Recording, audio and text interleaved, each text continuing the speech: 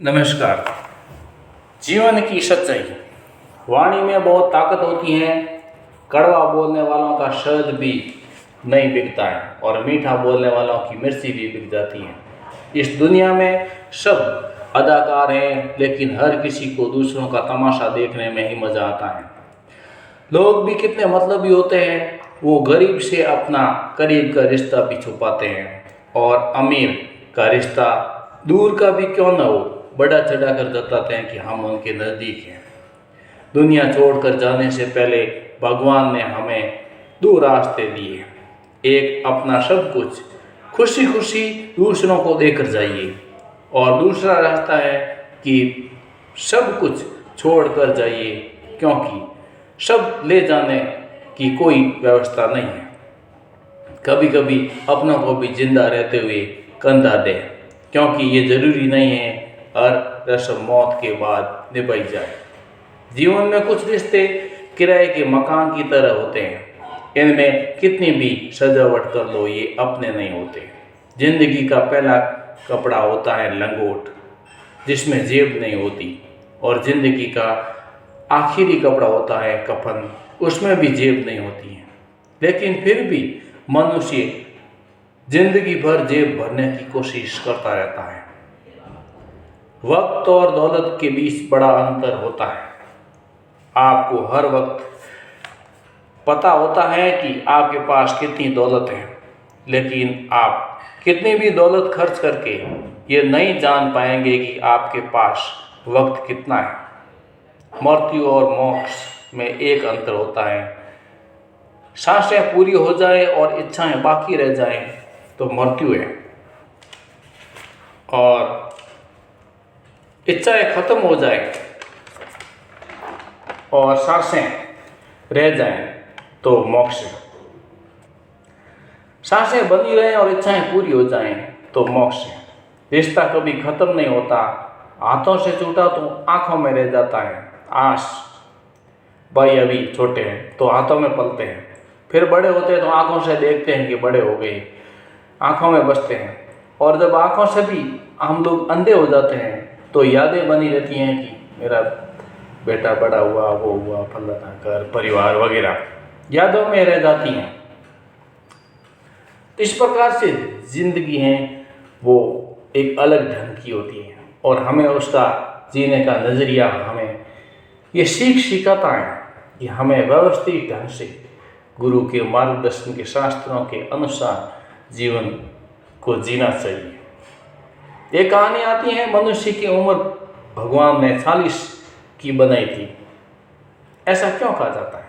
बात ऐसी है कि एक दिन ब्रह्मा जी ने 4 जीवों मनुष्य, गधा, कुत्ता और उल्लू को धरती पर भेजने से पहले प्रत्येक को 40-40 वर्ष जीवन जीने की उम्र दे दी, और वो चारों जीव धरती पर आ गए और अपना जीवन व्यतीत करने लगे।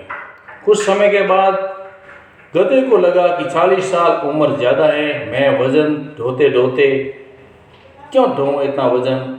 उसको थोड़ा ज्ञान प्राप्त हुआ, और 40 उम्र ज़्यादा है, कम कर दी जाए तो जल्दी चले जाते और इस शरीर को छोड़ देते, क्योंकि थक जाते हैं इतना काम करते करते। तो गधा ब्रह्मा जी के पास गया और बोला, मेरी उम्र को आधी कर दो, बहुत ज़्यादा है।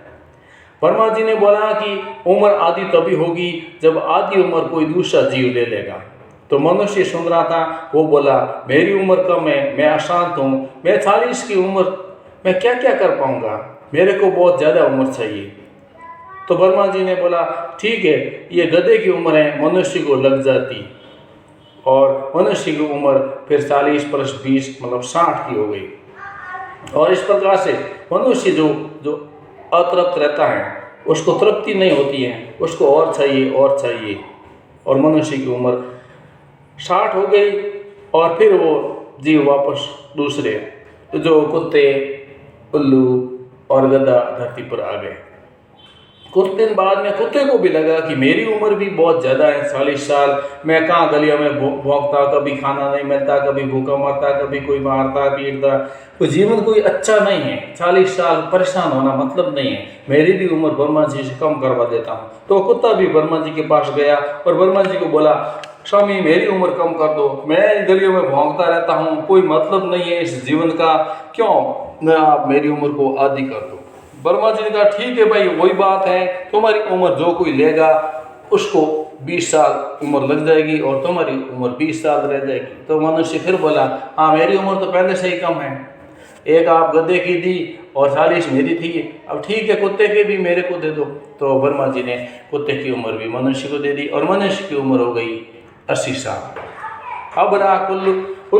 तो कुछ दिन समय तक तो सब ठीक रहा और फिर उल्लू को भी लगा कि मेरी उम्र कम है और वो उल्लू फिर वर्मा जी के पास गया और वर्मा जी को बोला कि मेरी उम्र बहुत ज़्यादा है और आप मेरी उम्र को कम कर दीजिए, क्योंकि मैं बैठा रहता हूँ, कोई काम धाम है नहीं और मेरी उम्र इतने बैठे रहने से थक जाता हूँ और परेशान रहता हूँ, मेरी उम्र को कम कर दीजिए।